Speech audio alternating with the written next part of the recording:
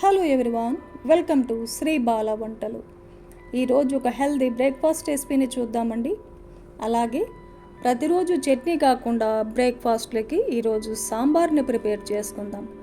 జొన్నలతో soft idli, crispy dosa ఈరోజు prepare చేస్తున్నాను. ఈ రెండు రకాల బ్రేక్ఫాస్ట్ రెసిపీస్కి కూడా సాంబార్ కాంబినేషన్ సూపర్గా ఉంటుందండి. మరి ఇప్పుడైతే లేట్ చేయకుండా ప్రాసెస్లోకి వెళ్ళిపోదాం. రెండు రకాల హెల్దీ బ్రేక్ఫాస్ట్ రెసిపీస్ని అలాగే కమ్మనైన సాంబార్ రెసిపీని కూడా ప్రిపేర్ చేసుకుందాం. ఒక గిన్నె పెట్టేసుకొని ఒక గ్లాస్ రైస్ వేస్తున్నానండి. ఏ రైస్ అయినా పర్వాలేదు. అదే గ్లాస్తో పచ్చ జొన్నలని ఒక గ్లాస్ వేస్తున్నాను. తెల్ల జొన్నలైనా వేసేసుకోవచ్చు. అదే గ్లాస్తో ఒక గ్లాసు మినపగుళ్ళను వేసేసుకొని ఒక టేబుల్ స్పూన్ మెంతులను కూడా యాడ్ చేసుకొని ఒక 2 సార్లు నీట్గా కడిగేసుకోవాలి. మునిగేంత వరకు డ్రింకింగ్ వాటర్ వేసేసి మూత పెట్టేసి 8 గంటల పాటు నానబెట్టుకుందాం. 8 గంటలకంతా చూడండి, జొన్నలు, మినపగుళ్ళు, రైస్ అన్నీ కూడా చాలా బాగా నానిపోయాయి. ఇందులో వాటర్ చాలా ఎక్కువగా ఉంది కదా, సపరేట్గా ఒక గిన్నెలో వంపేసుకొని మిక్సీ జార్లో వేసేసుకుందాం. నేనైతే మొత్తం ఒకేసారి వేసేసి రుబ్బేస్తున్నానండి. మీరు 2 సార్లుగా కూడా మిక్సీ పట్టేసుకోవచ్చు. కొద్దిగా వాటర్ను కూడా యాడ్ చేసుకొని మిక్సీ పట్టేసుకుందాం. ఇంకొకసారి ఇంకొంచెం వాటర్ వేసేసుకొని మెత్తగా మిక్సీ పట్టేసుకొని ఒక గిన్నెలో వేసేసుకుందాం. మిక్సీ జార్లో ఇంకొంచెం వాటర్ వేసేసుకొని కలిపేసుకుందాం. ఒక 2 నిమిషాల పాటు పూర్తిగా కలిపేసుకోవాలి.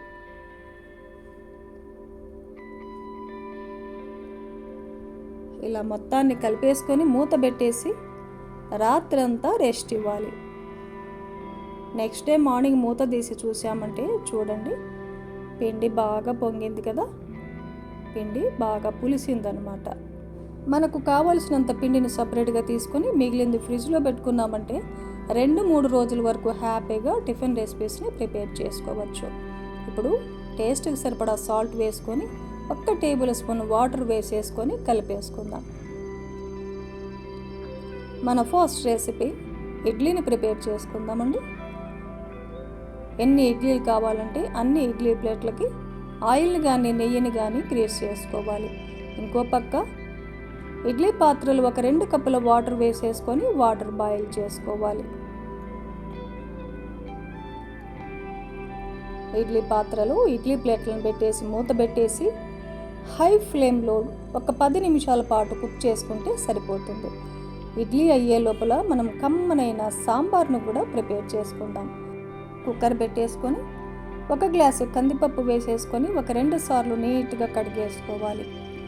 ఏ గ్లాస్తో అయితే మనం కందిపప్పు కొలుచుకున్నామో అదే గ్లాస్తో 2 గ్లాసుల వాటర్ వేస్తున్నానండి.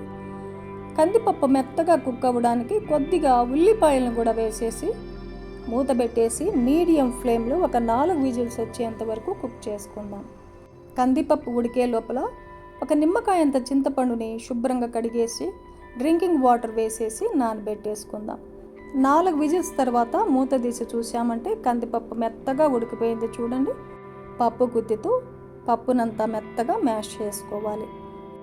ఈ లోపల చింతపండు కూడా బాగా నానిపోయింది. చింతపండులో పిప్పిని తీసేసి చింతపండు వాటర్ని కందిపప్పు వాటర్లో వేసేసుకుందాం. స్టవ్ ఆన్ చేసుకొని ఒక ప్యాన్ పెట్టేసుకొని ఒక 2 టేబుల్ స్పూన్ల ఆయిల్ వేసేసుకోవాలి. 1/2 టేబుల్ స్పూన్ ఆవాలు, 1/2 టేబుల్ స్పూన్ జీలకర్ర. ఆవాలు జీలకర్ర వేగిన తర్వాత పైన స్కిన్ తీసేసి ఇలా పొడవుగా కట్ చేసిన 1 కప్పు బీరకాయలు వేసానండి. 1 కప్పు వంకాయ ముక్కల్ని కూడా వేసేసుకుందాం. క్యారెట్ కూడా పైన స్కిన్ తీసేసి 1 కప్పు క్యారెట్ ముక్కలను వేసేసుకుందాం.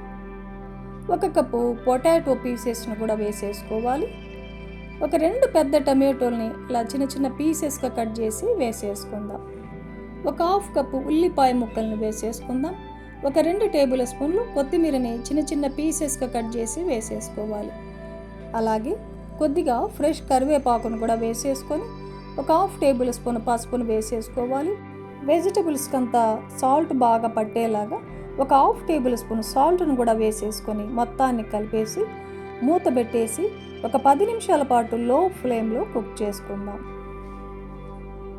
టమాటోలో ఉన్న వాటర్తోని వెజిటబుల్స్ అంతా బాగా మగ్గుతాయి.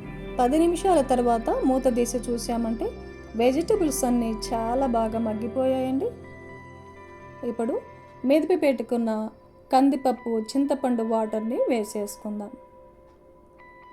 ఒక 4 టేబుల్ స్పూన్లమైన సాంబార్ పౌడర్ని వేస్తున్నానండి. ఒక 1/2 టేబుల్ స్పూన్ ఇంగువను యాడ్ చేశానండి. వెజిటబుల్స్ ఉడికించుకునేటప్పుడు 1/2 టేబుల్ స్పూన్ సాల్ట్ వేసాను కదా, రెండవసారి సాల్ట్ వేసాను కానీ ఆ క్లిప్ మిస్ అయిందండి. టేస్ట్కి సరిపడా సాల్ట్ని యాడ్ చేసుకోవాలి. ఇంకో కప్పు వాటర్ని యాడ్ చేసుకొని మొత్తం కలిపేసుకుందాం. నేను ఇక్కడ మొత్తానికి ఒక 2 లీటర్ల వరకు వాటర్ను వేసానండి. మీరు ఇంకా సాంబార్ పల్చగా కావాలంటే ఇంకొంచెం వాటర్ను కూడా యాడ్ చేసుకోవచ్చు.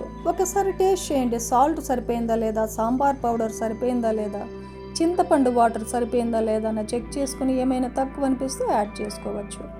మూత పెట్టేసి సాంబార్ ఉడికొచ్చేంత వరకు ఉడికించుకుందాం. ఈ సాంబార్ రెసిపీ రైస్కే కాదండి, చపాతీ, రోటీ, దోశ, ఇడ్లీకి అయితే ఇంకా చెప్పనక్కర్లేదు, సూపర్గా ఉంటుంది. ఇప్పుడైతే సాంబార్ బాగా ఉడికింది, స్టవ్ ఆపేద్దాం. కమ్మనైన సాంబార్ రెడీ అయిపోయింది మనకు. ఈ లోపల ఇడ్లీ కూడా రెడీ అయిపోయింది. ఒక 10 నిమిషాల తర్వాత మూత తీసి ఒక 2 నిమిషాల పాటు అలా రెస్ట్ ఇచ్చి తీసామంటే ఇడ్లీ ప్లేట్లకు అంటుకోకుండా బాగా వస్తుందన్నమాట.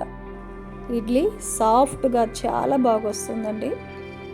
ఇప్పుడు మనం ప్రిపేర్ చేసుకున్న సాంబార్తో ఈ ఇడ్లీ తిన్నామంటే అద్భుతంగా ఉంటుందండి, టేస్ట్ సూపర్గా ఉంటుంది. ఒక ఇడ్లీ తుంపి చూపిస్తానండి. లోపల కూడా ఇడ్లీ చాలా బాగా కుక్ అయింది. ఇప్పుడు సేమ్ బ్యాటర్తో దోశని కూడా వేసేసుకుందాం. దోశ కూడా క్రిస్పీగా చాలా బాగా వస్తాయండి. స్టవ్ ఆన్ చేసుకుని దోశ ప్యాన్ పెట్టేసుకొని వాటర్ని స్ప్రింకిల్ చేసి టిష్యూ పేపర్తో రుద్దేసుకొని దోశ వేసేసుకుందాం. ఎంత పల్చగా కావాలంటే అంత పల్చగా దోశ బ్యాటర్ని స్ప్రెడ్ చేయవచ్చు. దోశ పచ్చిదనం పోయిన తర్వాత ఆయిల్ కానీ నెయ్యిని కానీ వేసేసుకోవాలి. దోశ ఒకవైపు వేగిన తర్వాత రెండవ వైపు కూడా దోశని తిప్పేసుకుందాం.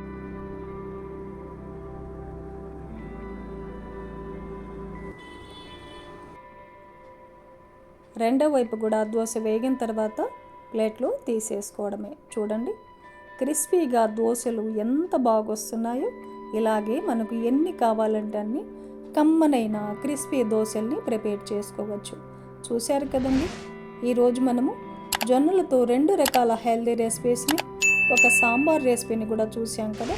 ఈ ప్రాసెస్లో ఈ రెసిపీస్ని మీరు కూడా ఇంట్లో ట్రై చేసి ఫ్యామిలీతో టేస్ట్ చేయండి. ఈ వీడియో నచ్చితే లైక్ చేయండి, షేర్ చేయండి, సబ్స్క్రైబ్ చేయండి. థ్యాంక్ యూ అండి. Thanks for watching.